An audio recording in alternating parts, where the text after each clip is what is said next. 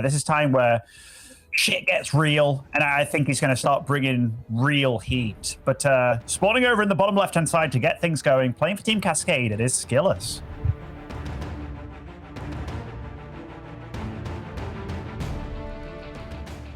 And over here on the top right-hand side of the map, we have the red Zerg player from Team XCOM Ago. He is a laser.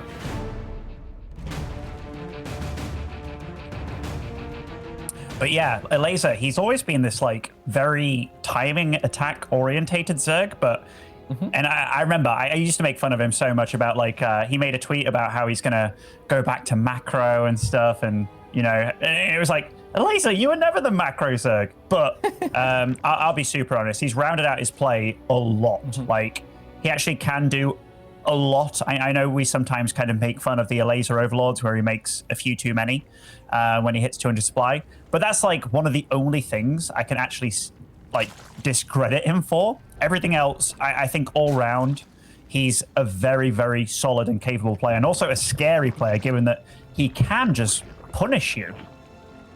Yeah. I actually want to also just shout out a laser and say, I think there have been across the history of StarCraft, or just esports in general, right? There's always a lot of those players that see that momentary success because they have a very aggressive or like momentary effective playstyle. I think a laser kind of got painted that way by a lot of people back when he made his big BlizzCon runs to the semifinals, and like, oh man, he kind of like cheesed his way through all that stuff, or found these little timing attacks like you were talking about, Ben. But I mean, a laser has absolutely shown the staying power that you can't be a consistent name in the top of a scene with just that. You have to have like a rounded up play. You have to have some diversity and some skill level across the board, and a laser has absolutely shown that. So I'm always a big a laser fan, especially I think ever since like back in the day when he was just duking it out with Nurchio all the time and trying to rise up as a player. And it's great to see him grow to the point where I agree he is one of those top names in Europe. And I'm always waiting to see if a laser is going to be like kind of in the same situation as Big Gabe, where it's like trying to break into that top 3. Oh, I mean, yeah, I don't want to mistake the idea of that you can timing attack people with him just being cheesy, because it's not at all. It's just a way of how to analyze replays, and he can look to better himself, but he will also look to see the weaknesses of his opponent. And not a lot of players always do that. Like you know, you can go into a game, you can go into a tournament, like a bracket tournament, where it's just like, okay, I'm gonna do this is really good, yada, yada, yada. He will specifically study his opponents and look for the weaknesses in the opponents, which may sound like, oh yeah, of course he should do that, but it takes a lot of effort. So this kind of stuff, this could be just because he did this kind of studying and knows when Skillus's units are going to be out. Like, look, he's producing a lot of lings with this. So Skillus, he has to react to this. This is the kind of timing attack I was talking about. Oh man, oh, the wall not completely walled off over there. So now the Adept gonna have a lot of surface area for the attack. There's no more Adepts coming out right now. That gateway isn't producing anything right now, Ben. The Void Ray is gonna eventually clean up a lot of this stuff. There are drones pulled to this, Ben. I mean, this is cheesy / all-in, but a beautiful, beautiful timing. It's caught Skillus with his pants down. Skillus was even smiling while this was going on. The drones, they don't even need to be here. He decides to go back home. He can get all the damage he wants with just these lings, actually. And even though his drone count is super low behind this, Skillus ain't mining one little bit here. He's got the Oracle. That will deal with the lings, or at least it will help. But, man, he's set back to the Stone Age. Oh, working stalled at 0.3 seconds, Ben. Oh, God. That's going to be a quick GG. A laser gets some momentum immediately as the series starts. And, I mean, really just goes to show how effective he can be if you give him any weakness whatsoever. Yeah, and yeah, so I'm going to apologize to the people at home. I was busy talking about like how a laser kind of goes into series and stuff, and how he like really likes to approach games. And I think that game kind of nailed it. Like, players will have styles that they stick to. They'll have builds that they stick to. And you might be like, hey, you can just make... There's only so much mixing up you can do that you can still be really damn good at. And Skillus going into the rest of this series now, he has to know like, Oh, damn. That's a super weakness of my build that I was doing here. I need to look out for the rest of this series because this guy, like Elazer, I remember playing a best of 5 against him in a tournament. And I think the best of 5 probably lasted 15 minutes, Ravi. Like he 3-0'd me. And he found out, he practiced with Special and he told Special to do the exact builds that I did on these specific maps. And he did the perfect all-in against each one of them. So just to credit that Elazer is a very, very smart player when it comes to this kind of stuff. And it is a lot more difficult than you think. It requires way more prep, but in a totally different way. And yeah, Skillous now. I love this kind of StarCraft, honestly. Yeah, I mean, it's really, really going to be tough. Skillous is going to, I'm sure when you're facing off against a player like that, and especially when game number 1 goes like that, you just feel like, oh man, where are all the little holes in my play? How does he know, like, if I'm gonna be moving out the Adept right now? Should I change up some of my usual game plan so that he can't just abuse the little weaknesses or something? So it's gonna be a tough spot, but we're gonna be moving into game number 2 here on Blackburn. Down here in the bottom left-hand side of the map, we have the red Zerg player from Team XCOM Ugo sitting up 1-0. He is Elazer.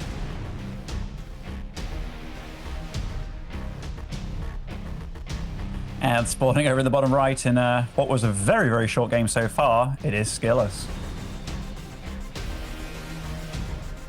Yeah, Ben, I'm really curious, since you are, the closest to being a competitor. I'm very far away from being a competitor.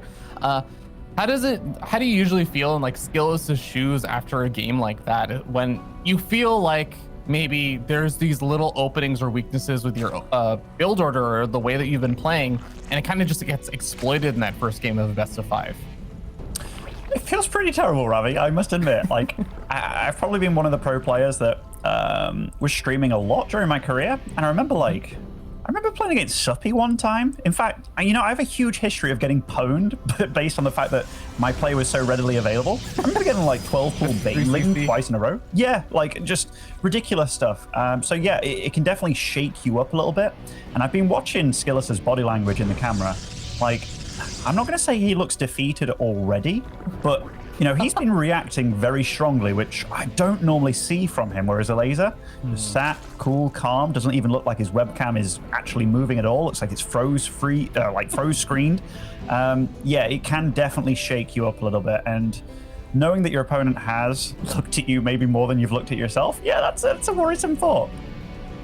Oh man, yeah. It's gonna be a tough road ahead, but it was just game 1. There's still a little bit of leeway to try and figure things out and hopefully change things up, I think, for Skillous. Not even necessarily from his game plan, but just try to micromanage some of the small things. Like in that last game, of course, the 2 or so lings getting in was a bit problematic or kind of annoying, but there were small other things that also could have gone a bit better in that last game for Skillous, like the Adept not quite being the full wall off, could have bought a little bit more time, having a slightly faster reaction to some of the lings coming forward. There's small things that at least Skillous can take heart in that could have been adapted. And you're just going to see yet another Stargate opening coming out from Skillous, which I don't think comes as big surprise to almost anyone. No, like, yeah, if we just look at this game a little bit. So Skillous went for an early hatch block kind of thing. It worked. Elazer was very quick to go take his hatch elsewhere. He's gone for an Adept, then a Stalker. This, for Elazer, could be like, okay, so is this potentially an Adept build? So you're trying to hide tech? Usually it doesn't signal a Stargate. And that's why he isn't going for a Void Ray immediately. He's gone for this to hide tech in some way so he can then deal damage afterwards with the Oracle. So it's nice to know that Skillous will get into a game here, won't just get absolutely shut down.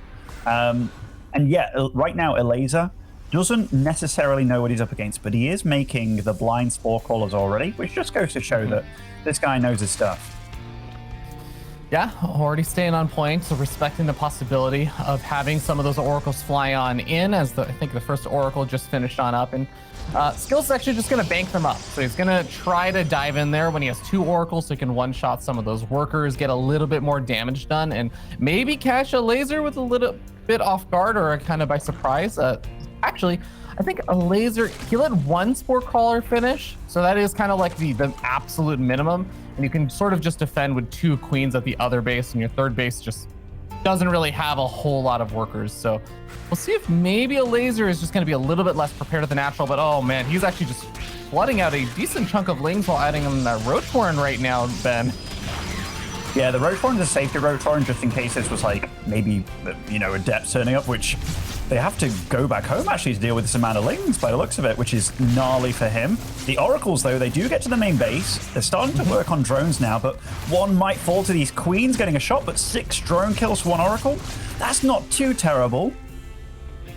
Yeah, and now we have another sport caller at that natural that a laser eventually ended up getting. He's adding on a ton more workers behind all this to try and play it a little bit catch up because he's got so many lings out on the map. Oh. He's ready to try and cancel this third base. The adept count is just not that high right now. And as these lings get further and further of a surround, the pylon's finished up. More adepts are going to get warped in, but those are just going to get killed as they warp in. Oracle finally comes forward. I think the Oracle will at least save the third base. But losing effectively every single unit that you had out on the map except for the flying ones, that is not the start Skillous wanted this game. No, like losing that many adepts, how many was it? Like 8 or so went down to just a bunch of Zerglings. Laser bought so much time, didn't have to worry about getting his drones killed with all that. Like, yeah, he lost a few to the Oracle, but I think that was a trade that a Laser was very happy with. Like, surprise, like, of the oracles turning up, just 6 drones dead. You kill an oracle, and then you kill all the adepts as well. A great start for a laser. Now he can just drone up like a madman. Skillous on the other side of things, going for the fleet beacon, along with the second Stargate this game. He's going to be a bit cheeky. Yes, he is. Wow, immediately just starting up his first carry. I mean, this, if a laser gets wind of this, though, that might end up being a bit of a problem, I think, for Skillous, just because when you go into carriers, which take a very long time to build, after you just lost your entire army, there's either the option for what you were talking about, Ben, where a laser just says, well, I literally know I don't have to worry about anything. There's 4 adepts or 5 adepts that are going to poking around the map. That's all he really has to worry about.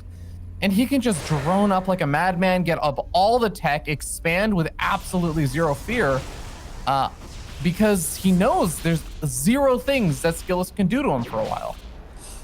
I am a little bit worried for Skillous because I was looking at this and I was like, okay, what tech is a laser going to go for? If he was going to go for a Hydra push or something, carriers are actually not bad, but if he's going to get this scout off and he sees the first carrier as it's come out, that is huge. He already has a Spire on the way as well. We all know that carriers suck against corruptors. A laser's just 1 step ahead here. It really feels like he's got a good read on what his opponent is capable of, but also just... yeah, it just very smart play by a laser. You know, I actually do like that Skillous is not doing the I'm just gonna make 4, 6, 8 carriers or just kind of really power up on carriers immediately only, and that he is actually adding on both the Void Race and also the Flux Vein upgrade, because after getting scouted, this is going to be really important. The Oracle comes on forward. It unfortunately just dies right to the Spore Caller, so a little bit miscontrolled there, but the Lings continue to try and harass over here for a laser. I think that Skillous, I like his reaction, given how bad the situation already is, at least. That's good that you point that out. It is a bad situation for him. Like, nothing has really gone right. The supply's a little bit deceiving here, because these carriers, they're actually going to get quite a few drones here. They weren't met by a lot of anti-air, maybe enough anti-air. He's going to start running home now. I think I'm just going to check if he has recall available. He does, which means that these carriers aren't in fear of dying anytime soon. But a laser denies the 4th base attempt by Skillous while all this is going on. Yeah, it's going to be really tough right now, because with 14 Corruptors already out on the map for a laser. Yeah, oh no, he didn't recall the carry. Okay, he's recalling them now. I think one might go down past shields. No, it decides to just keep flying on over. But I mean, what is there really to protect it? I don't think the Void Ray count is high enough. There's only, what, 5 Void Rays? It's definitely not enough, and they're caught away from a shield battery as well. And the laser, you're going to be happy to take these down. Like, his economy's way better. Like, that is not enough Void Rays to deal significant damage. And maybe the carrier's turn. He can pop a shield battery overcharge, right? Does he have energy? I mean, there's damage going on elsewhere. A laser's defending the attack. He's killing all the air as well. Now he's just producing nothing but units. And Skillous, oh, again below 100 supply. And look at his body posture here. That is... He looked a little defeated earlier. He looks super defeated now. Honestly, Ben, right now, like, what do? You have 2 Stalkers and 3 Void Rays. There's 3 more Void Rays on the way that can hold versus an infinite number of these ground units, you know, if you don't need everything else on the ground to survive. GG, a laser goes up 2-0 in this best of 5. Dominating performance so far. You know, we talked about it before, Ravi. Like, a lot of this matchup can be about who's the alpha, you know, who's dictating the pace and stuff. And so far, all of Skillus's attempts to do anything, they've just been shut down by the poll. And you can really tell that Laser, he's not allowing Skillus to play his game. He's making Skillus play his game. I couldn't agree more, Ben. We're going to give poor Skillus a little bit of time, give him a bit of a break to maybe take his Chad pills and see if he can muster up something to happen in game number 3. We'll see you guys in a little bit.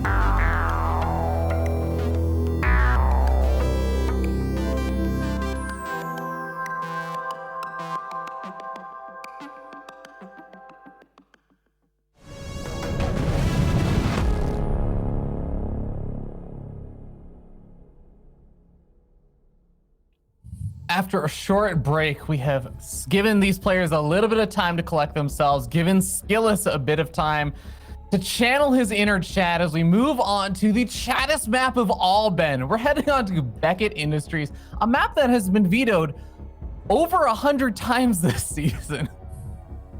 I'm not surprised. It is one of the shortest rush distance maps we've ever had. It's got the speed zones in the middle and stuff, but I actually like it, Ravi. I like it more than Submarine and what have you. So, I'm not a hater at all. And spawning over in the bottom left-hand side as our Red Zerg, playing for Team Argo, sponsored by SCOM, it is a laser.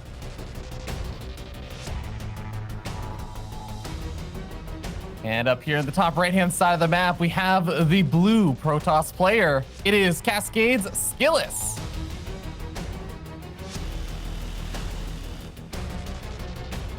Poor Skillus, man. That little lad in the webcam, he's just, oh, my heart kind of melts a little bit, you know, because I do think Skillus is a lot better than this series is showing, but again, it is a lot about, like, a laser can totally throw you off your own game. And if a player gets to do that, it means all your prep is almost invalid. Like, no matter how much homework you did for that test, you're going to turn up and it's like, oh, damn, this is on a different subject entirely. Like, all my studying is totally irrelevant. No kidding, man. It is so tough. It is actually just the feeling like you showed up, you were really prepared, and then you suddenly feel like, wait a second, no, I'm not prepared for this test at all. You know, I thought that my history test was today, but it was my math quiz, and it's not a good feeling. But in that kind of mental state where you're already down also 2-0, there's no more room for error. You have to play on a very, very aggressive map because of that short rush distance, because of the speed zones that you were talking about, Ben. And you have to play it versus an aggressive player. Like, this is do or die right now, man. This is actually Skillus at the edge of the cliff, kind of holding on, and we're going to see if we can pull off some magic here. Yeah, we definitely are. And, you know, I look at this map as well, and I'm like, I am scared of those queen walk potentials. Like, you go through 2 speed zones, and you can move up to the 3rd base of your opponent, and you're right there. But I am looking forward to see how Skillus handles this map. So far, it looks like he's just showcasing the same build that he's been doing, which is the Adept, probably getting the Stargate. Yes, exactly that.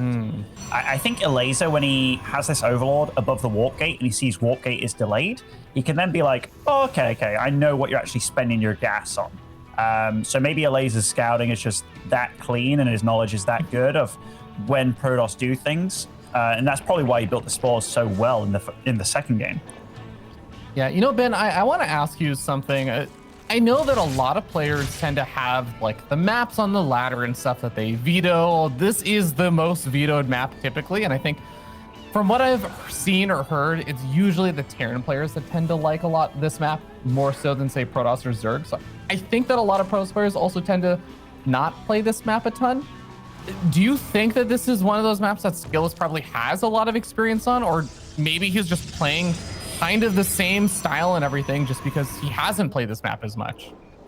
I'm not sure, you know. Like, I know Zergs don't like this map against Terran just because the tank positionings are so damn good, never mind the push distances. And I guess for Protoss as well, like, don't necessarily like playing against Terran. But when it comes to this matchup, I'm not entirely sure. Like, in my head, I do know that Queen walks, if you can reduce that by any distance or any time, that it's good.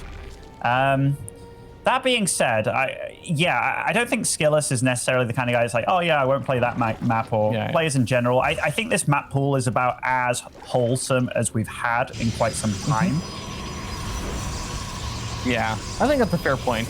And we are seeing a little bit of a deviation from before. After opening up with the Stargate and the safety void ray and everything that hunts down the Overlords, which I think is just generally solid these days, he is going to be opening up into something we don't see nearly as often these days, Ben. He's going into a charge lot all in. This is actually quite a treat to see. It is, and so far, this Roach Warren hasn't started being produced yet at all. And that's the one thing that Elazer... Okay. As I say that, he logged into what I was saying telepathically and was like, okay, I need a Roach Warren. It's kind of a safety one. Normally you want it up a little bit earlier, especially against this. But Elazer's scouting so far has been on point, and no third has started yet. Okay. So this is a super fake third. Like, when Elazer spots this, due to his good scouting, he's going to be like, oh, okay, maybe I'm playing a macro game here. And we absolutely know that is not happening. Yeah, he was like, oh no, okay, you softened up my Nexus. I really want to defend this base. But in actuality, charge is getting closer and closer to finishing. It's very important you don't reveal how many warp gates you have right now with your warp ends. He also, I think, manages to avoid having the warp prism scouted as well. So I think around now, Elazer should have already realized, okay, there's not an Oracle follow-up or anything coming on out. And the warp prism evades the Zerglings again. This is amazing. He's getting to the edge of creep without having been scouted so far. He's a little bit supply blocked now for the moment in time. So this, every second counts. Like, every second super counts. This is kind of bad for him. I can't believe Elazer's still droning. Like, the boy has not scouted a single thing, and this, yeah, he had no idea. He shakes his head. He's like, oh, damn, I got caught being the greediest person in existence. And this is the first game of the series that Skillous was like, yeah, I'm going to play my game this time. And he's smiling. He's so happy about it. Oh, my God. To emphasize how caught off guard a laser was in that game, there was the moment where after the first set of Zealots got warped in, there were more Zealots on the map than there were Zerglings and Queens combined. Like, that was no way to defend it from that point. Well done. I mean, just a really well executed strategy there by Skillous. Not getting identified, not getting scouted at all. So critical so that you could catch a laser so off guard. Even if he did get scouted, I think toward the very end of that, a laser still would have had probably a very hard time holding that. That is a very powerful attack. Yeah, it was nice by Skillous. It was kind of like it was almost a Marjorie, but you do it with a Stargate instead of a Robo, so absolutely not. But yeah, it was cool. He totally, like, a laser totally misread the situation. And if a laser was a worse player, maybe they've made roaches way earlier, which, you know, Laser has been known to, so he'll only send out that one Overlord, and then he pokes with the Lings a little bit, but he was so damn greedy. I can't emphasize that enough. He went up to 72 drones that game.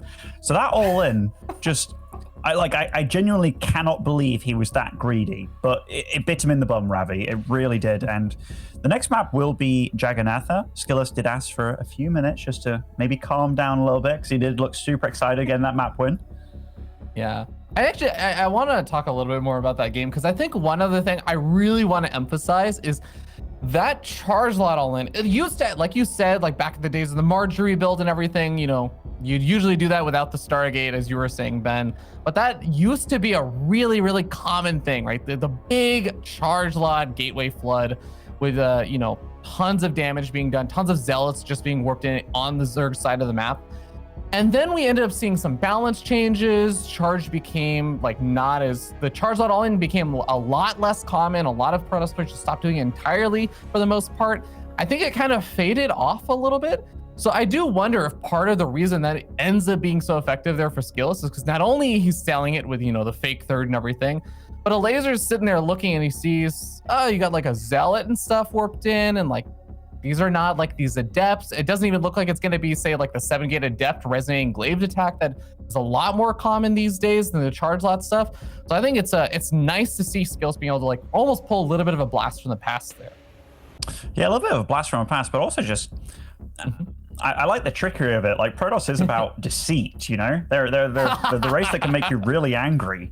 And you saw a laser's reaction in that game, right? Like, his head knocked back. It was the first time he was like, wow, he totally bamboozled me. That is absolutely what Skillous needed, because for the whole series so far, it was a laser just being like, hey, this is what I'm going to do, and you're going to react to it. This time, the laser had no freaking idea. Anyhow, spawning in the bottom left-hand side of Jagannatha, it is a laser.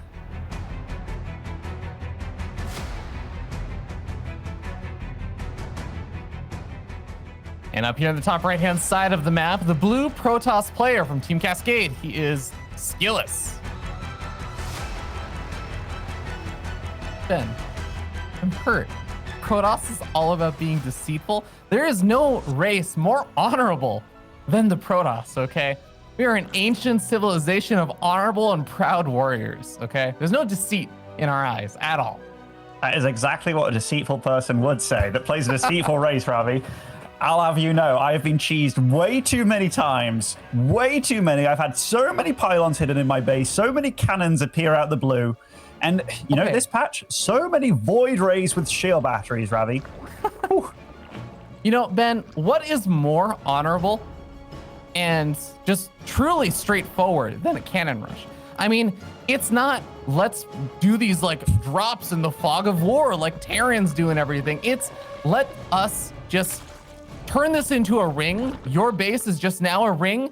If I lose ground in your base, I probably lose the game. If you lose ground in your base, you probably lose the game. It's no trickery, no nothing. It's just pure honorable match with a cannon rush. Like that to me is the definition of honor, Ben.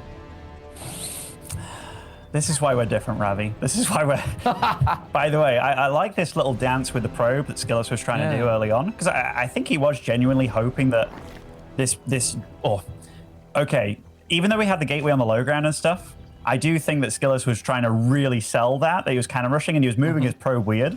But Laser didn't pull anything extra, just one drone, just making sure that spot wasn't cannoned there. It is very, very good on this map in particular. But Laser this game, he's been allowed to get not only his natural hatchery up very quickly, but his third as well.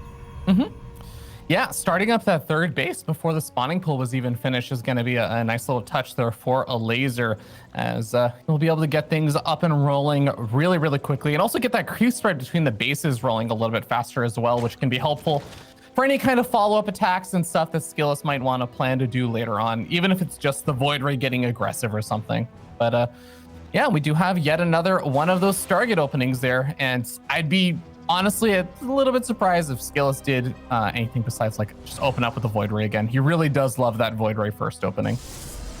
Cannon Rush honorable, really, Ravi? That is the one thing you wanted to go with and say that was the honorable thing of the Protoss arsenal? Tell me how it's not the most honorable thing, the most straightforward, okay? It is the most straightforward way to engage in combat, okay? It is actually like boxing yourself and your opponent in a ring and saying neither one of us can leave. We both know everything that's going on. Like there's nothing hidden anymore for either one of us. That's honestly, that's the definition of honor. I actually need to learn how to cannon rush in PvP, because the last time I tried to do it, the guy just recalled away. So he totally ran away from it.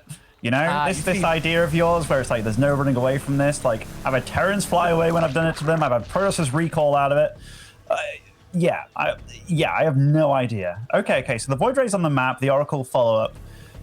Like, this is very reminiscent of the game prior in a way. Like, there isn't the same cheeky shenanigans going on, but Skillus is showing the same kind of opening with very different follow-ups, which is good. That's really cool. He's actually going up to 4 gases and a second Stargate super quickly.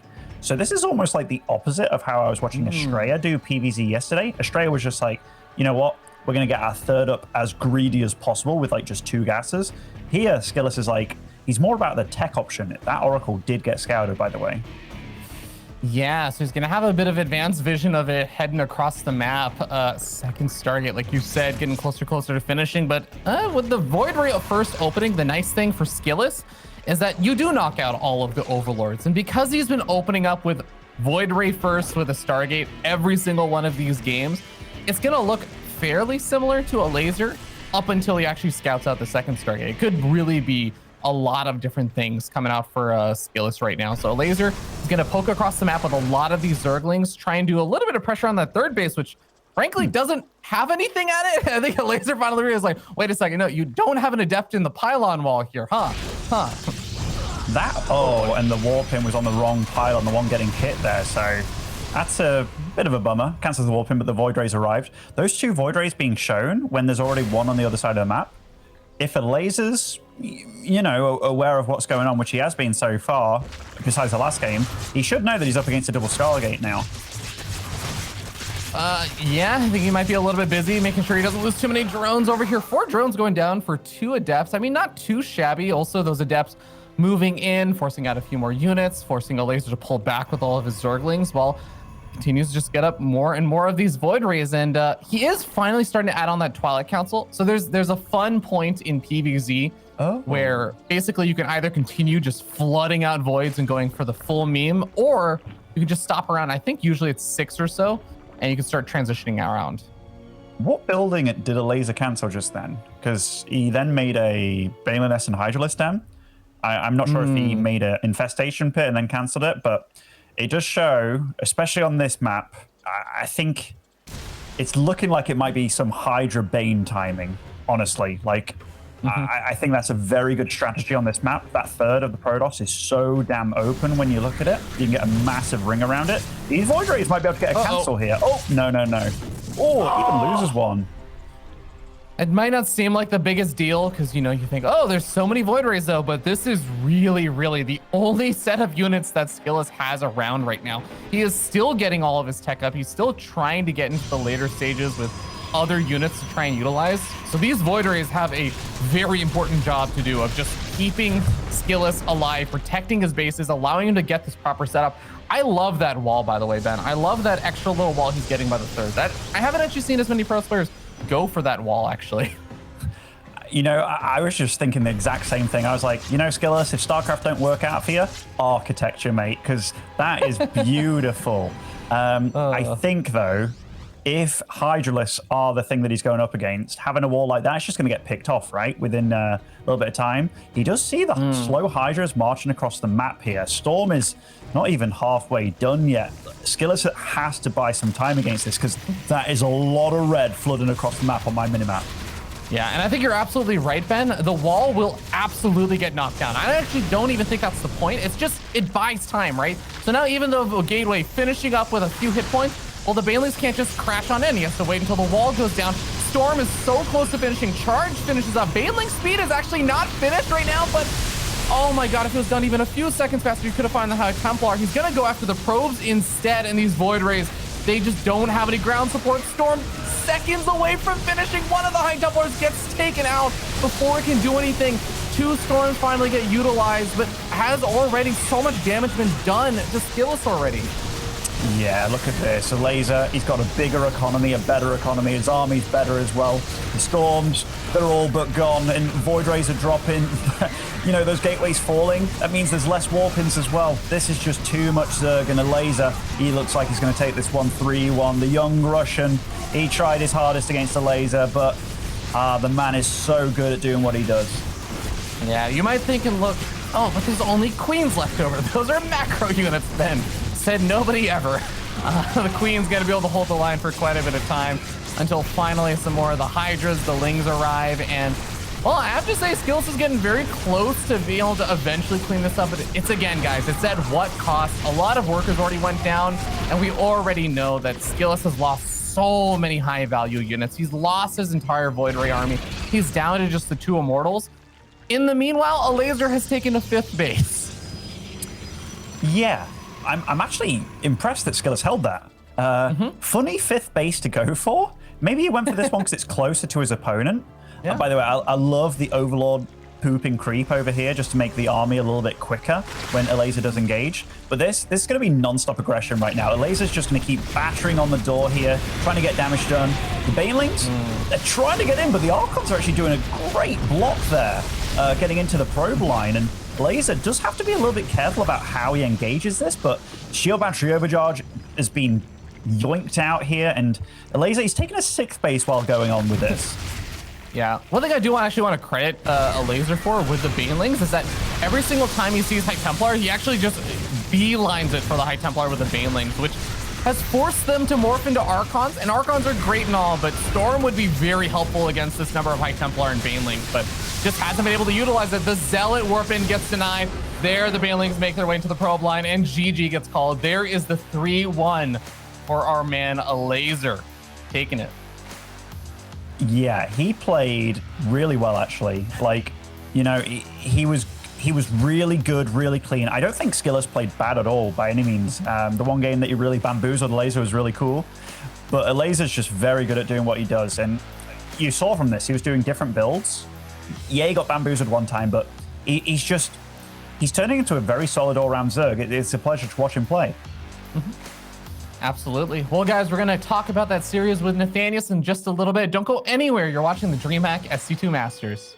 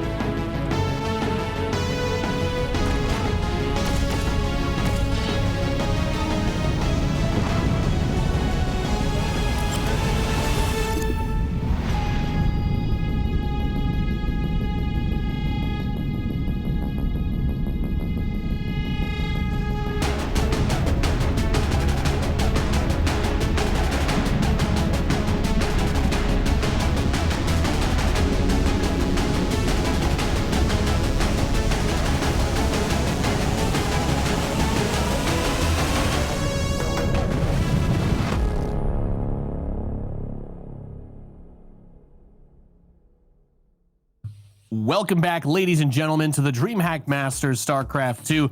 I'm Nathanius, joined by DeMuslim and Fear Dragon. And gentlemen, did we all crush that prediction? I'm pretty sure we did. So shout out to us, Fear Dragon. If you'd like to quickly brag about us being correct, but also talk about why Protoss is the most honorable race in StarCraft again, by all means, here's your opportunity.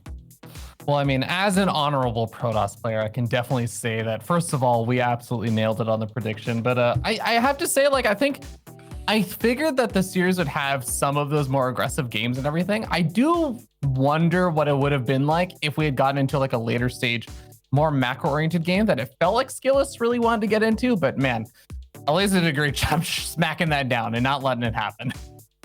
Yeah, the DeMuslim, I think it seems pretty. This series was pretty clear in terms of the outcome and what happened, but I feel like we all kind of expected that Alaza wouldn't want to just let the Protoss build that Golden Armada, right? Yes, and I so want to cannon rush Ravi. Like, I hope there's another caster tournament where it's like I get matched up against Ravi and I just cannon rush the shit out of him. But yeah, like we all kind of how to beat it. You just told me I just have to recall away, and you'll be like, I don't know what to do now. Then it's like, where do I actually cannon rush now? But like, yeah, like we all kind of predicted it, and it really was like Alaza just made him play his style, right? Like the one time that he didn't get to play his style was the big all-in. I think the score 1-3. Yeah, it sucks to go out like that for Skillus, but still taking him out. He looks so happy about it. And this tournament, he hasn't played bad at all. Like, I will never forget his series against Soul, because he made Soul look really bad. And that is not because Soul's really bad at all. Soul's actually really good. So the fact that Skillus did that to Soul, I'm just looking forward to see where Skillus's career goes, because he's obviously on this, like, he's straight up trajectory. So he's definitely a player to look out for in the future. But well played, Alaza. He turned up, and yeah, he's looking like he's aiming for the top 8, because that is where he belongs in Europe.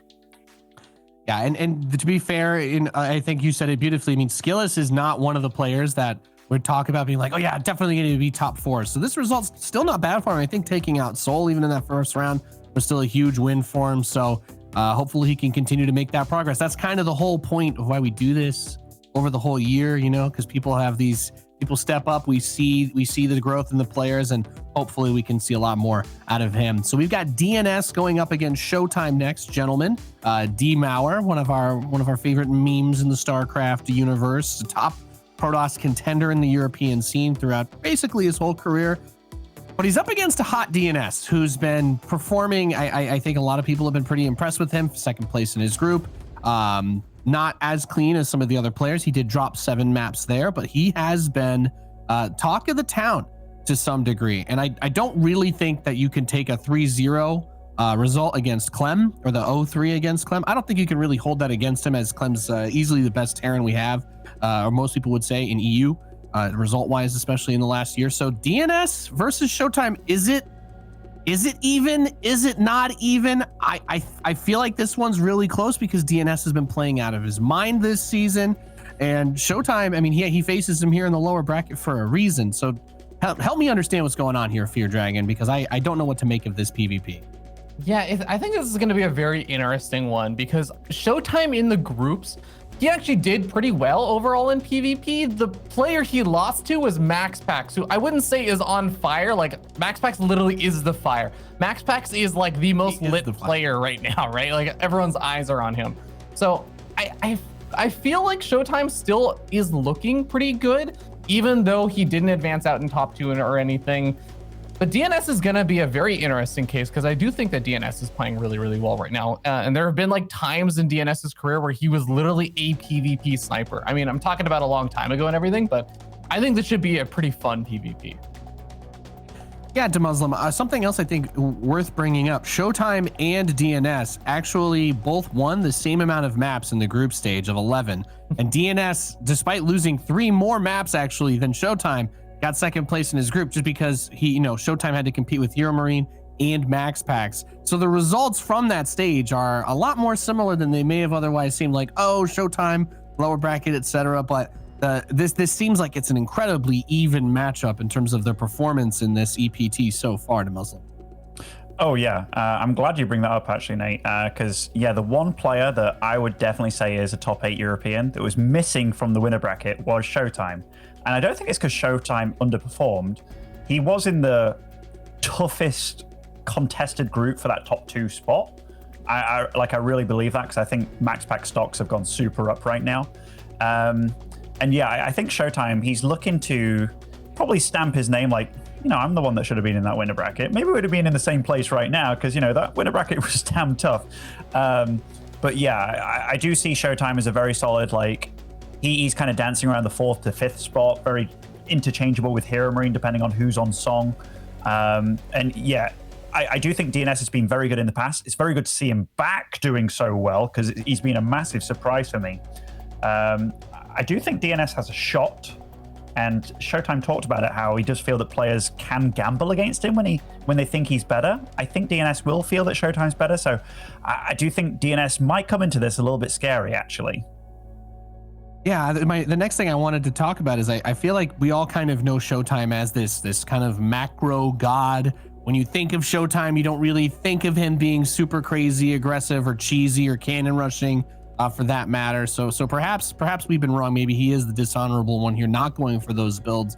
But take that into account as you give me your predictions here, because that's the part that we're on to. And I do wonder if DnS is going to bring out some early aggro to try and punish, a stereotypical macro ShoWTimE player. So we'll start with you, Fear Dragon. Who's going to win this best of 5, and what's the score going to be?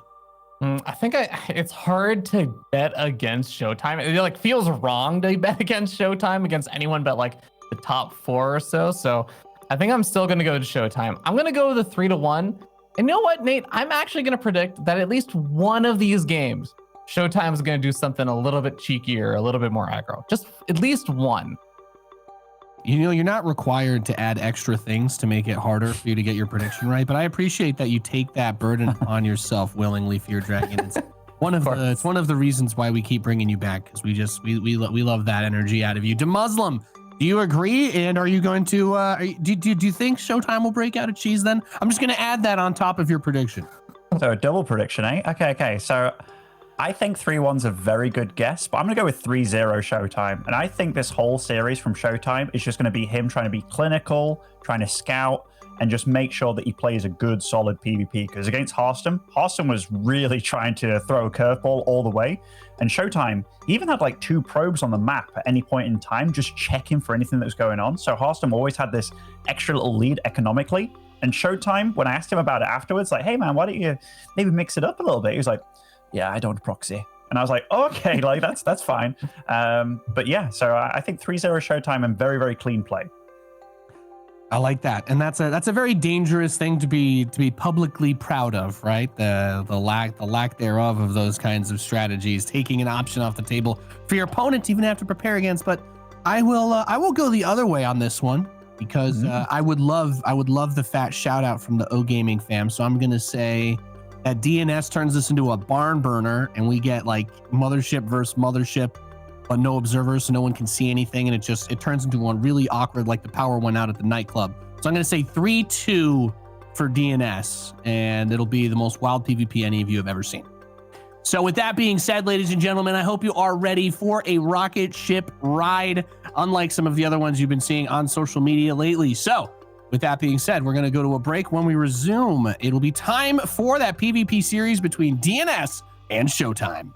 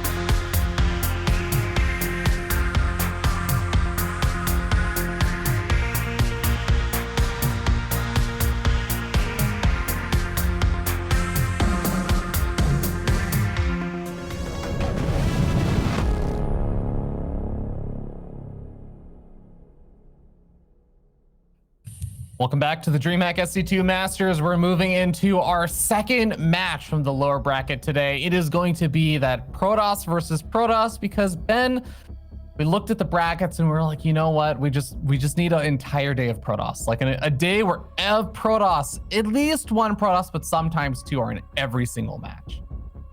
I was here yesterday as well, Ravi, where it was a lot about Protoss, and has to be said, those Protosses, you know, they went out quick at the winner bracket. It just turns out that there's a bucket load of them. Anyhow, spawning over in the top right-hand side, playing for Team Big, it is ShoWTimE.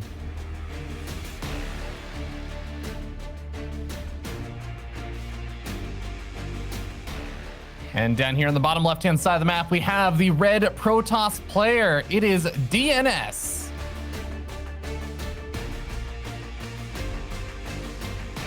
So far, if we go by according to your logic, Fear Dragon, there is no honorable play going on in this game since they're both looking to go for maybe a 1-gate expand here.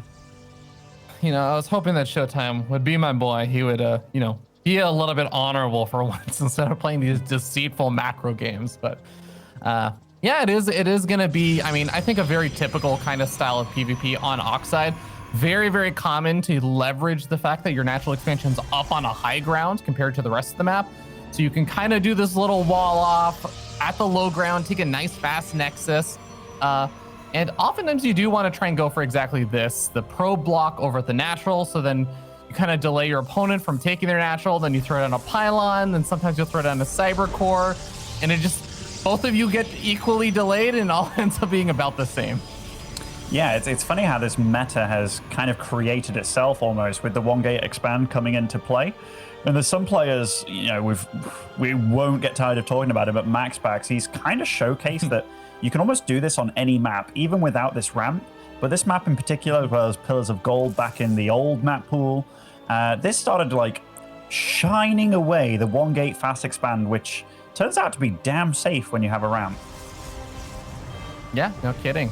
And I love, yes, of course, Zealots are common on this map to open up with just because you expect that there's going to be some kind of pylon block or something. So even if there isn't the pylon block, you need to get the Zealot up, otherwise they will go for the pylon block. So eventually the probes get pushed around. We got the Nexus coming up for both of these players in a moment. So ShoWTimE a little bit short on resources right now as he gets up an extra pylon. But yeah, should be going into a pretty mirrored kind of opening with the sentries coming out for both these players as well. Yeah, I'm glad that DnS is doing the exact same build as ShoWTimE with the sentry and what have you, because it just shows that he's not really scared about anything arriving too quickly, seeing that he's going for exactly the same stuff. So getting that sentry out early, just making sure you get a hallucination just to check what's going on behind the gateway and what have you. Because besides that, you're not really going to be able to get much scouting info in this game. DnS is the first one to make his tech choice, which will be the Twilight Council. Yeah, a lot of things you can do with that. I think typically in PvP, we're seeing the Twilight Council just being a very common tool to go into the Blink stuff. If you've been watching PvP the last couple of months, Blink is basically taking over the matchup for the most part. It's kind of back to being like the standard that you end up seeing and eventually get up into the charge and the Archons and stuff. So kind of that old school PvP.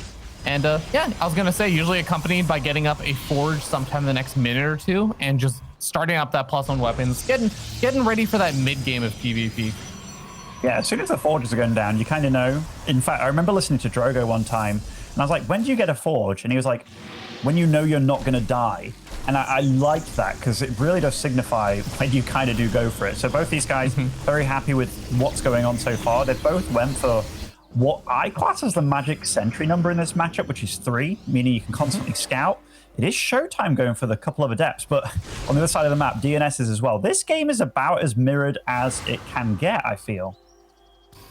Yeah, for the most part. I mean, they have basically the same number of workers. They're sending their adepts across the map at roughly the same time. They're both continuously elucidating Phoenix scouting. Couldn't ask for a more mirrored opening thus far for the most part, but a couple of adepts almost managed to make their way on in. They're going to be able to find a sentry, though, so a little bit of a mistake there for DNS, and I think that he might be able to get one adept. The second adept should survive. He lost 2 adepts there, Ravi. That was actually a big deal. But he keeps the Adepts out of his base, whereas ShoWTimE, he has the Adepts in his base. He isn't maybe going to lose. Okay, he doesn't lose a sentry. Even though he lost a probe, oh, that was a nice force field. Doesn't lose a second, though. All things said and done, ShoWTimE handled that really damn well in comparison. Oh, yeah. I mean, you might kind of think, oh, no, ShoWTimE has to use these so many force fields and everything. He's going to be wasting energy. Well, yeah, I think you'd rather waste the energy than lose the sentries of the probes at this point, right? Like, he still has 3 sentries, like you said. It's a magical number where you can still get the Hallucinating Phoenix Scouts. In fact, here's the Hallucinating Phoenix Scout still coming out even after all the energy was used for those force fields. Beautifully handled by ShoWTimE. Yeah, and like DnS, you see, he's actually having to remake those sentries. Like, vision is so important in this matchup. Like, one of the things that can make PvP very annoying if you're not so good at it is the fact that it feels so volatile because, you know, your opponent gets away with making 6-8 gates unnoticed and he's on your side of the map because they have a pylon or a warp prism there. Yeah, it can really bite you in the butt. But if you can keep on top of everything that your opponent's doing, you can macro up and try and take the edge in that sort of way. But both of these guys, they are getting good scouting information, both taking a third, and both just getting those stalking counts nice and high. Yeah, very important scout there for DnS, though. With one of his very few Hallucinating Phoenix sentries they could send out right now with his sentry losses from earlier, he sees the Warp Prism, which is always going to be an indicator of some form of aggression. But, man, ShoWTimE's gateway count, his stalker count is pretty high right now. And if he finds that one opening where DnS is not, especially since he has both Blink and also a Prism to load up the sentries, if he finds opportunity to, say, move into the main base, force field out some units, make things awkward, things can get really tough over here for DnS. But even just force fielding him away from the third, oh, this is actually going to be a really, really interesting fight right now as the recall happens, and ShoWTimE is just going to start target firing down some of these stalkers. That was a really cool recall by DnS, and he does have a decent concave here. The Immortal's not shooting at all, though, so we had to reposition. ShoWTimE does back up a little bit, but he got a few probes. Wow, that Stalker, it kind of waited until the last second there to blink. DnS is kind of on the chase here. One Zealot doing a little bit of harass, and ShoWTimE's now the one recalling most of his army back. Yeah, managed to clean up that one singular Zealot, and it seems like DnS is going to give up the chase across the map, heads back to his own third base, but a scary moment there, because if you end up losing that third base, you are miles behind. And just positional play can be so important in PvP for some of these situations, and DnS able to recover from his kind of awkward positioning there very, very well. Yeah, ShoWTimE, he definitely microed better in that fight, I felt. Like, he took control, right, to get to the bottom of the ramp. And I think that can always signal to yourself when you know that your micro seems a little bit cleaner than your opponent's, then you can start taking these trades. Because if you micro Blink Stalkers perfectly, technically you shouldn't really lose a unit, right? And with this, I wouldn't be surprised if ShoWTimE just kind of utilizes that pretty damn strongly. And so far, he's doing exactly that. Yeah, interesting moves over here. I was going to say DnS is target firing down the Observer to try and take that out, as that can also be a nice little tool, especially later on if you decide to, say, add on a cheeky Dark Shrine or something. But it does look like it's going to be able to make it out there alive. ShoWTimE, like you were saying, though, Ben, again, just taking slightly better trades, slightly better micro there in those little engagements. And you can kind of see he's starting to crawl a little bit further ahead in army supply. Yeah, there's not much in it. And DnS has done a really good job. It's kind of similar to the Hearthstone games from yesterday, where DnS has been eking out a little bit of a probe lead. But ShoWTimE, he is very clinical, very clean with this kind of army. And honestly, when it comes to this kind of PvP, this is where ShoWTimE is very scary. And look, he's already in position for this. Takes out a Stalker, and DnS didn't get to get anything done. Rock tight is the wall. Yeah, Stalker's continuing to blink on forward, and I think that ShoWTimE's probably going to have to back off soon, unless he joins with the rest of his army. He's got a lot of charge lots over here. He's going to knock down the rocks for faster reinforcements, even for just the Immortals and other units rallying across the map, because I don't know where that Warp Prism is. Okay, the Warp Prism a little bit further back. We're going to see the charge lots starting to move on forward for both these players. Archon's getting target fire down to enable these charge lots to survive just a little bit longer. ShoWTimE starting to push for DnS up against the ropes, but Zealot team worked in on the right-hand side are going to make things complicated here for ShoWTimE. It's good that you point out that he focused the Archons. He did that very diligently with his ranged army, the Stalkers and the Immortals, and now there's no AoE left for DnS.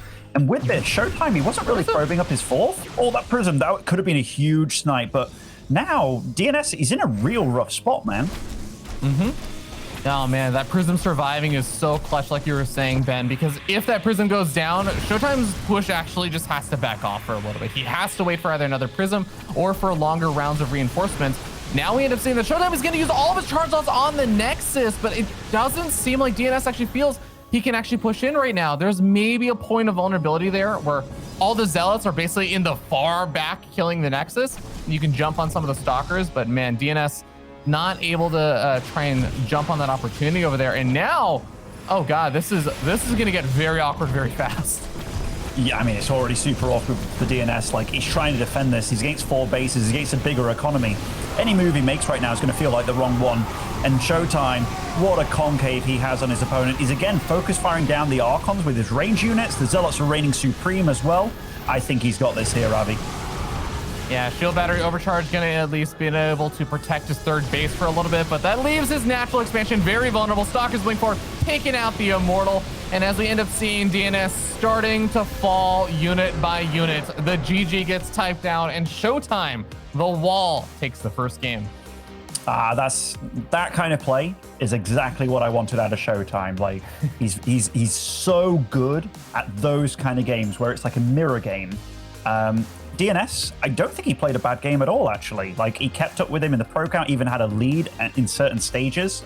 But that was the exact same kind of game that he played against Hearthstone on Oxide, which it does make me think, like, okay, how does DnS get a win against ShoWTimE? Because the last 4 or 5 series that they played, I don't think DnS has been able to take a map. And I do think that DnS, like, his forte is also being a good, solid all-round player, but I think he might have to start doing some cheeky stuff to get a win against ShoWTimE, because ShoWTimE just looked a little bit better, a little bit bigger, and a little bit quicker.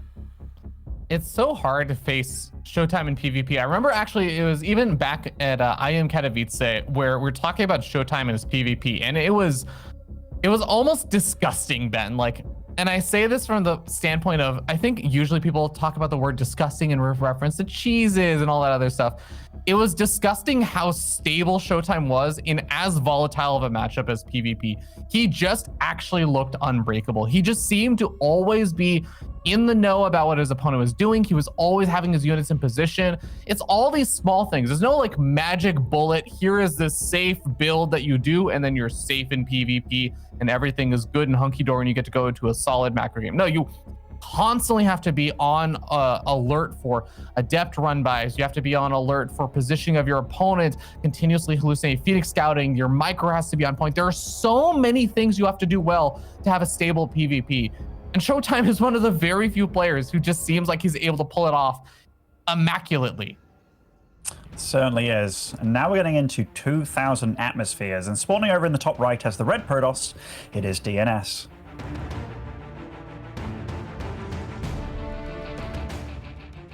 And down over here on the bottom left-hand side of the map, we have the blue Protoss player from Team Berlin International Gaming. He is ShoWTimE.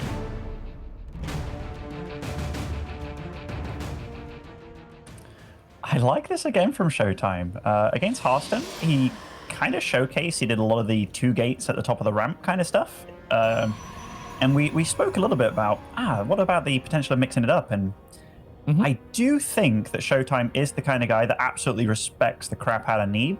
And seeing Neeb play PvP yesterday, along with MaxPax doing a lot of the very scary gateway builds, there is a lot of info out there right now that is absolutely signaling that this is maybe starting to turn into the way to play PvP. Crazy world, Ben. Do you remember back in the day when PvP, you felt like you couldn't expand, you felt like you were stuck on that one base? Look at how the times have changed. The meta develops and people find new ways to play, and finally it feels like you can kind of expand in every matchup now. Pretty great. Yeah, definitely. Okay, so ShoWTimE will be able to get the Cybercore down. He's getting the Zealots as well, because he's thinking that DnS is going to go for the pylon block. I'm mainly interested in how DnS is going to go about this, because whenever I am the guy that's like, I've got 2 gateways, and it's like, all right, my opponent's just going to get a way faster expo than me. What is my advantage? Like, my advantage is that I can make more units, sure, but what can I realistically do with them? It is really a struggle, so I'm very excited to see what DnS tries to pull off against it. Yeah, I know I've watched many a Protoss pro player streaming and just kind of talking about their situation where they say, oh man, you know, they're going to get up so much faster of a Nexus. This is going to be a problem. So I'm also waiting to see what DNS's game plan is over here. He is going to go for the good old Cyber Core block and that Zealot. Going to have a little bit more work to do, especially since there's an Adept coming on out after all of this. But ShoWTimE can kind of return the favor over here, but this favor is not going to last as long since it's double Stalker over here for DNS now. The Adept was a cool choice. Like, in my head, I'm like, okay, what's it going to make? Is it going to be a Stalker to help take out this Cybernetics core? But yeah, the Adept, it allows you to... In fact, I like this a lot because it means that DNS has to be careful about the potential of that getting into his base, which means, can he just run across the map with these Stalkers? Maybe not. It's really smart how ShoWTimE's handling this game, and this is a very different PvP to how he was playing yesterday. Well, Stalkers are actually going to encounter that Adept for a moment, and I think the Adept ends up throwing out a Shade and ends up canceling it. But I believe, actually, the timing of that, yeah, the Adept did see the natural expansion just starting up over there for DNS. That actually, I think, is going to be a bit of a relief there, because the Adept getting that information means that ShoWTimE knows, okay, there isn't some like really big attack that's about to show up at my front doorstep, you know, off of 3 gates or something like that. There's no like proxy or something coming out. Can breathe a little bit easier right now. Oh, so the Expos, like, we've got to mention this as well. They both started at the same time, despite the 1-gate Expo versus the 2-gate, which is very unusual. DNS is now poking with 2 Stalkers to get a probe. He's also making Phoenix, and it's ShoWTimE that's going for the Oracle. Whenever you go for a 1-gate expand, the normal follow-up against the 2-gate is the Stargate, from what I've learned. And this, running into that Phoenix straight away, it is a bit like that Oracle is destined to die here, but not without taking a few probes with him. Oh, what a lift! Oh my god, that was such a sick move. The Oracle does require 2 ticks of damage to actually take out those probes. So lifting up the... Oh, okay. Those who don't know, if an Adept Shade finishes while Phoenix is picking up the Adept, the lift does get canceled. Yeah, that was quite a waste of energy, right? Yeah. But yeah, now they both know what they're up against. So DNS gets the Oracle kill, does only lose 3 probes. He is behind in mining a little bit with that, and ShoWTimE's already getting ready to get Blink Stalkers and what have you. But these Phoenix, we've seen these utilized time and time again, where you can constantly pick at your opponent's economy a little bit by little bit. And yeah, he's actually going quite a few Phoenix by the looks of it. I think they tend to stop around 5 usually, but we'll see what DNS chooses to do this game. Yeah, and also, as you pointed out there, Ben, the kind of one bright side for this situation right now for ShoWTimE is as the Phoenix started showing up and getting some scouting information. That was kind of the moment that, well, there wasn't that much energy over there for DNS. So the Oracle is able to get a bunch of damage done, but the Phoenix haven't actually done a lot of economic damage, which is kind of what they're also made to do. They're made to basically slowly get little edges in the economy. But ShoWTimE is now up almost 8 to 10 workers at this point. I've got to commend DNS. Even though it's small and it saved him 2 probes this game, that lifting up his own probes to avoid damage is really cool. Oh, a Dark Shrine coming on the field for DNS. It's not hidden or anything, but killing those 2 Oracles and having Phoenix on the map, knowing that there's no sentries for ShoWTimE, is scouting now until he gets like an observer or something on the other side of the map. It's not going to happen. Yeah, interested to see how this one pans out. There is a robo already on the way over here for ShoWTimE. And it's kind of funny too, right? Because if there are a bunch of Phoenix out on the map, I think you might still get up a War Prism at some point, but you're a lot less likely to get up a War Prism immediately. The Immortals are the other option that you can start going for, and like a little bit sooner rather than later. But if you're not looking to do an immediate push at any time with the Phoenix continue to harass you, yeah, I was gonna say, like, the natural response is just going to be, I will get up an Observer probably. And that's exactly what he's gonna have in time for these Dark Templar to come in. Yeah, DNS's fighting army isn't as good. I mean, the Phoenix are very good and they will continually harass and stuff, but I think the real strength of this is the fact that ShoWTimE can't scout right now. He is making an Observer, he's getting charged, he's also got a 3rd up and running quite a bit earlier than DNS. So in all shapes and form, or all shapes and sizes, ShoWTimE is definitely ahead, but he can get bamboozled by these DTs, Ravi. He really can. Yeah, we'll see if he's actually in position to pick off some of these DTs, because the Phoenix are doing a nice job also of just keeping all of these stalkers with the observer over at that third base, which does leave the natural expansion a little bit more open. DT number 1 and DT number 2 getting warped in and starting to run forward, and I love this. Yeah, even using these stalkers, has to be a bit careful. DnS doesn't actually have blink yet, and if he commits a little too far forward, his stalkers could get picked off. Oh, okay, the first DT has started attacking now, but the observer very quick to pull back here. 5 probes do fall. Look at this. Great force field. Nice recall as a response as well by DnS. Does save that DT just about. Yeah, 5 workers worth of damage, and saving one of the DTs is definitely not too shabby. DnS can still just warp in one more DT, start morphing in some Archons, especially will be helpful when you start getting to the point where charge slots get added into the mix, which you can already see ShoWTimE is starting to do right now. So yeah, Dark Shrine still has value, even if they have the detection. Yeah, if we go back to the basics here, ShoWTimE is +2 is on the way. DNS's +1 is close to finishing. ShoWTimE's ahead in charge as well. Probe count, very similar. ShoWTimE with a slight lead here, but I think ShoWTimE's infrastructure is a little bit better. He's got a few extra gateways, and he's already getting up to his Templar archives here. I know that DNS has the Dark Shrine available for Archons and what have you, but yeah, ShoWTimE's definitely looking like he's got a little bit of an edge in this game. Yeah, I definitely have to agree with that. I'm very interested to see if ShoWTimE is going to continue to be a bit more passive for a while, though, or if he is looking to do a bit of a move out after he gets in his first couple of Archons here. He's already starting to morph them in as his Temple Archives is finished up. He finds the proxy pylon, which is going to be very nice. Doesn't have to worry about the DT backstabs as much. I do think there might be a little bit of a window opportunity right as +2 weapons finishes. And okay, I think, yeah, the War Prism signals. I think ShoWTimE is thinking about doing one of those move outs soon. Yeah. The only reason you want the War Prism is either for, like, you know, Immortal dropping and all that jazz, or actually just reinforcing on an attack. You don't want to do the Immortal drop against the Phoenix, so I wouldn't be surprised. This is very similar to the previous game on Oxide, like taking the 4th, not necessarily needing to probe it up, but yeah, he's got every advantage. Look at that +2. It's going to time beautifully with this attack, and DNS, he's only just started taking his 4th.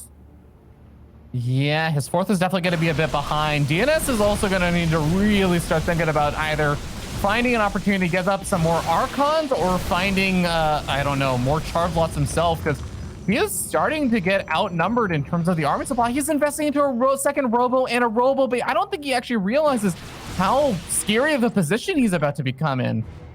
Yeah, I don't think so either. Maybe that observer has definitely alerted him of the situation here, but ShoWTimE, he's got a bigger army, it's more upgraded. Do we have any shield batteries over here? No, we don't. That is pivotal. ShoWTimE, he's still not super probing up that new base of his, but he absolutely wants to kill DNS here. He realizes he's got a little bit of an edge here, and he doesn't want to let this window slide. Yeah, position can be really important, especially when you're talking about the Archons and the charge lots. So I think that ShoWTimE is being patient, looking for the right opportunity. Little does he know that the longer he waits, the closer and closer +2 weapons gets to finishing. The closer and closer DNS gets to getting up disruptors. The first disruptors are on the way right now. If the disruptors pop out, I actually think that DNS can have a very real chance of holding this, but he is going to have a very difficult time before that point. I don't think ShoWTimE's going to give him the time. I think he's just going to go for this, like, and he kind of has to. He kind of has to. He sees High Templars being warped in here. He's kind of poking, trying to deal a little bit of damage, but he's going for it, Ravi.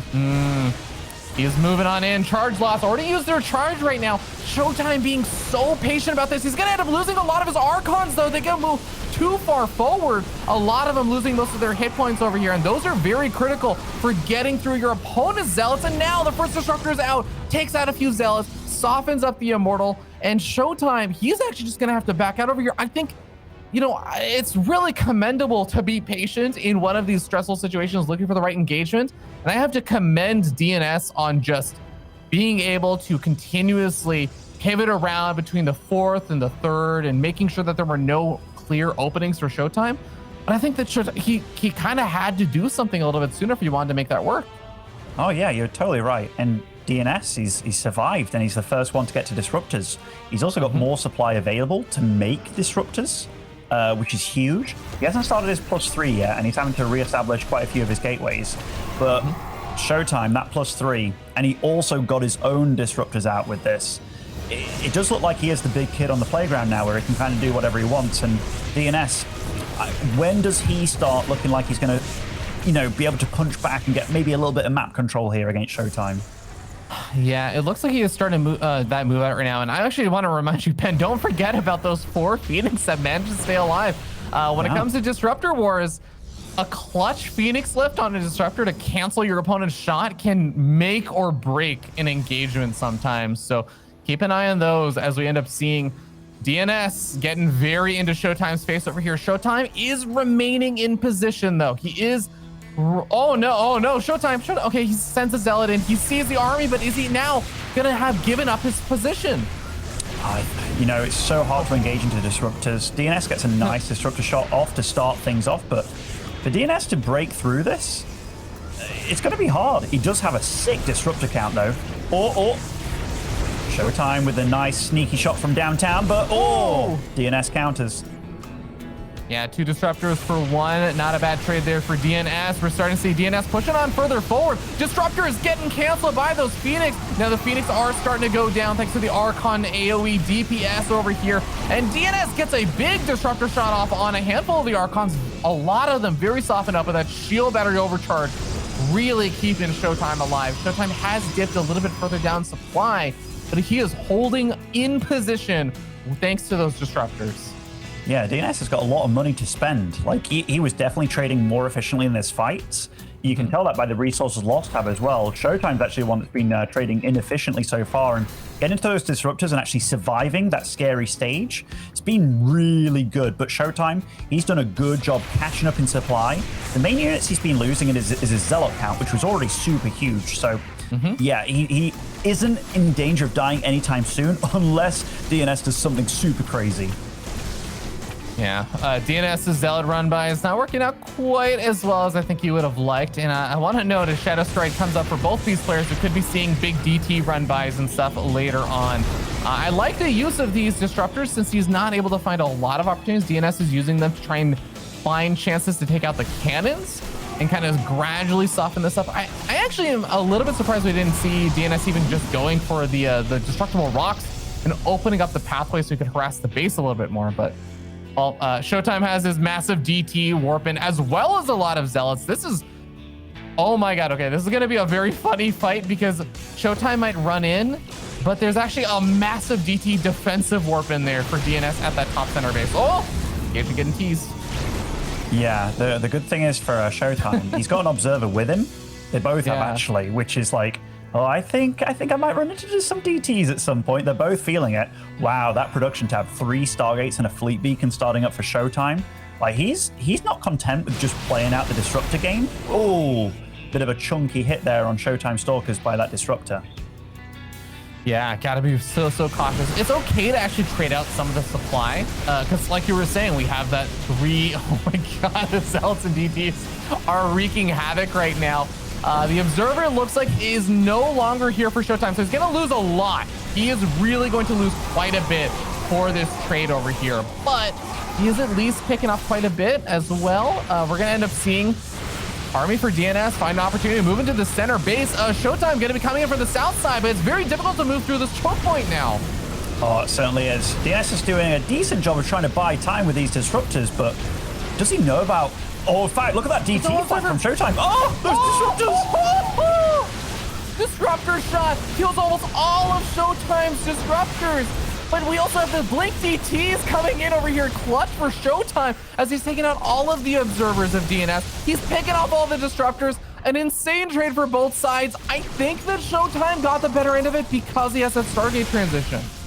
Yeah, I don't think DnS even had an observer in this fight as well. Like, the trade out at the top was definitely messy, chaotic, but now ShoWTimE's actually survived to the next tech. And look at the probe counts as well. ShoWTimE was the one getting super attacked here, but it is ShoWTimE with a far superior probe count. So DnS, he's struggling, man. He's limping in this game. He's got inferior tech here. And even though that disrupt shot was massive, his position, he has to do something. This is a really tough spot. Once those Sky Toss units start getting added into the mix, it becomes a lot harder to do that kind of poking and prodding that DnS was doing earlier. Imagine those attacks are that kind of sitting around that DnS was doing at the bottom side of the map earlier, but there's just Tempest whittling away at his army. You can't be as patient anymore. You can already see Tempest starting to whittle away at this army. He's starting to take some damage. Might lose a disruptor here and there because Tempest don't give a damn about the disruptors. They can actually get a little bit closer and up and personal. They certainly can, and DnS blinks in. He snipes both the disruptors. The Tempest don't actually deal that much DPS, but there's just too much ShoWTimE. This is a battle of numbers at this point. Tempest reigns supreme in the skies, lots of Stalkers, the Archons as well, and he's just rich to boot, and GG, ShoWTimE takes the second map of the series.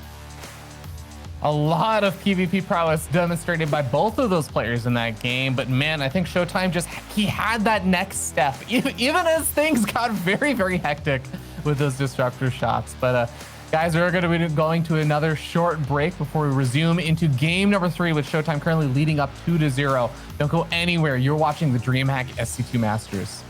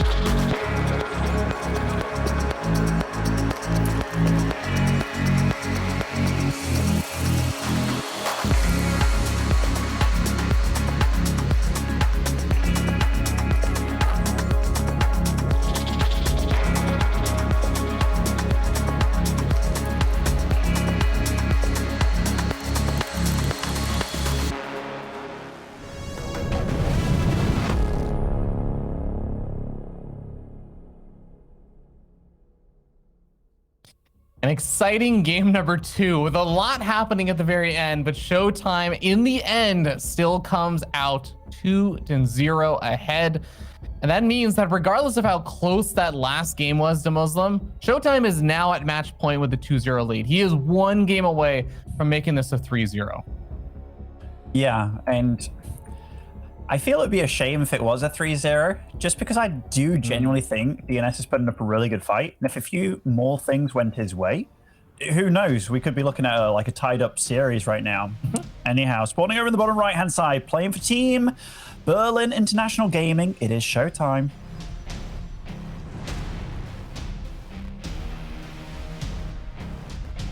And up here in the top left-hand side of the map, we have the red Protoss player. He is DnS.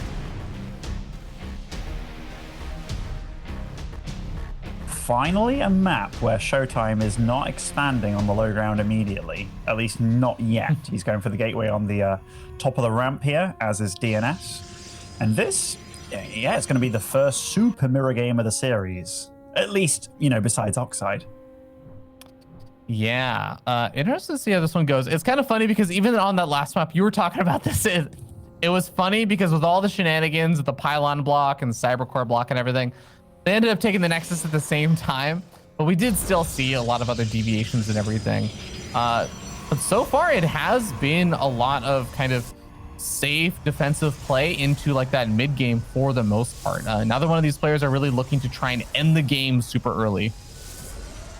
Yeah, definitely. I'm a little bit surprised that DnS, he went with, okay, now he's fixed it.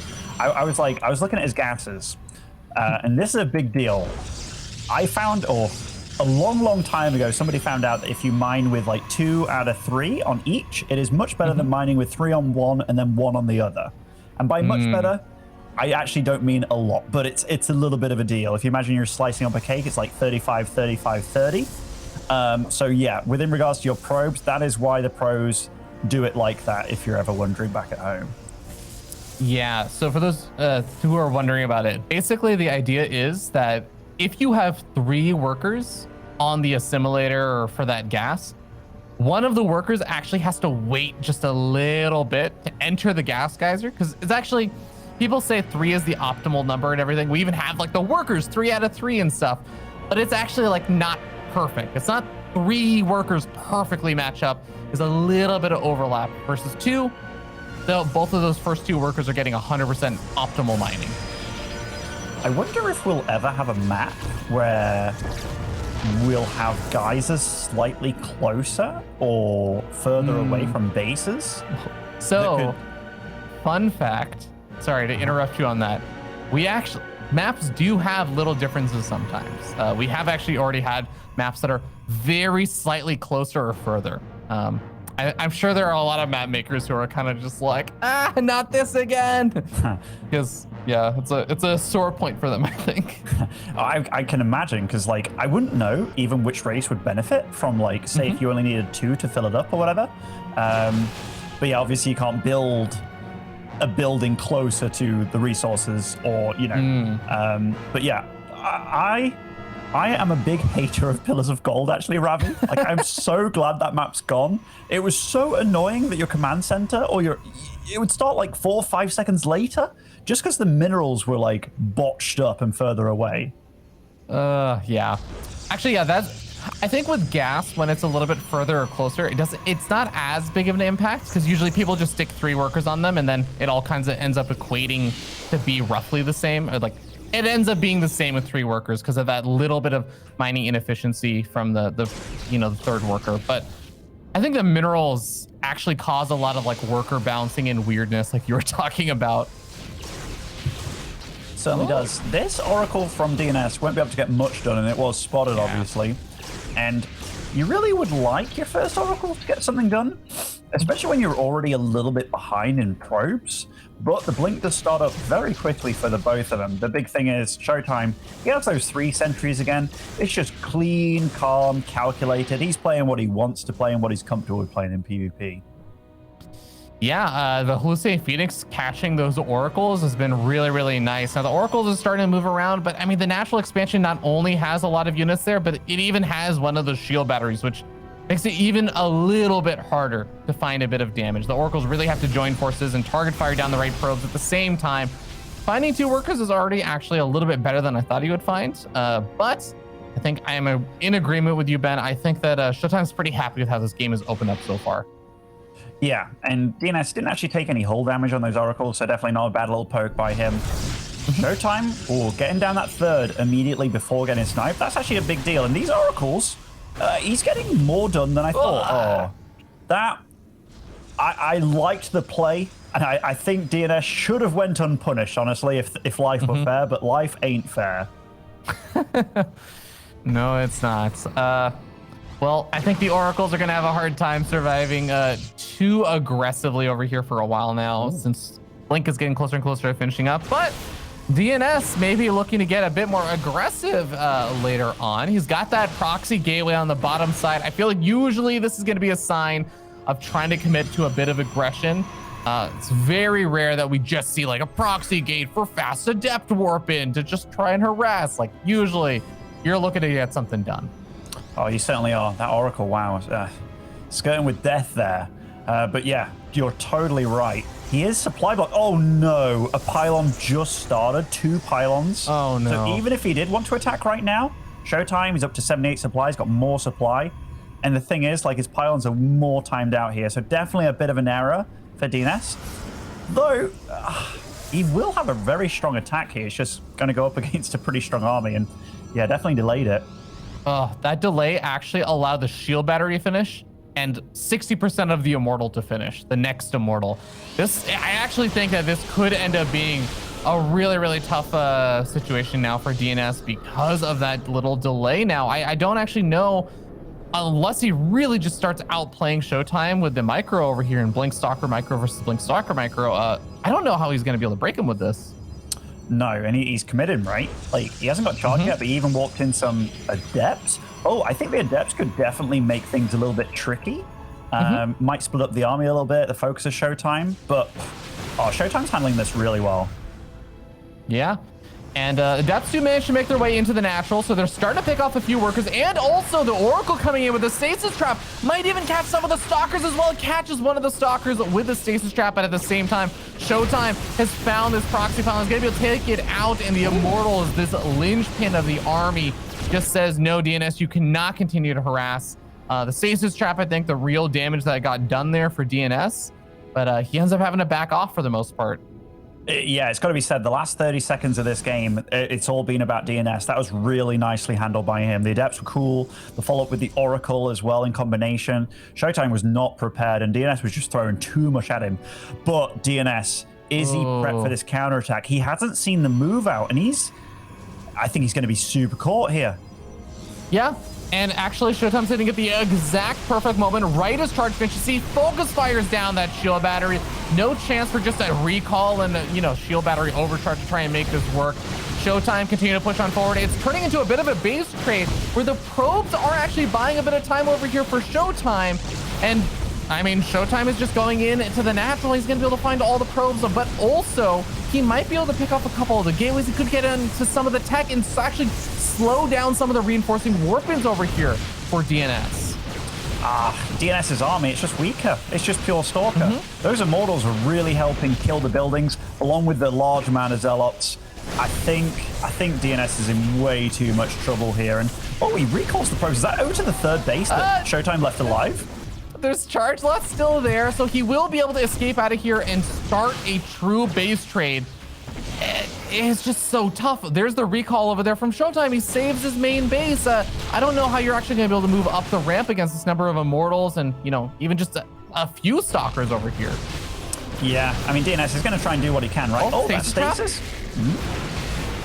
It's too much. Look at the supply, as Todd would say. This is a strong ShoWTimE that turned up, and yet again. And I love the changes to his play with the 1-gate expands on the low ground and stuff. He really looked like he improved just in one day. Yeah, man, I love the moves over here from DnS also. He's actually doing some nice pickoffs. I think he's actually picking away at ShoWTimE's army quite a bit, but unfortunately, at the end of the day, it's a little bit too much. ShoWTimE takes the 3-0.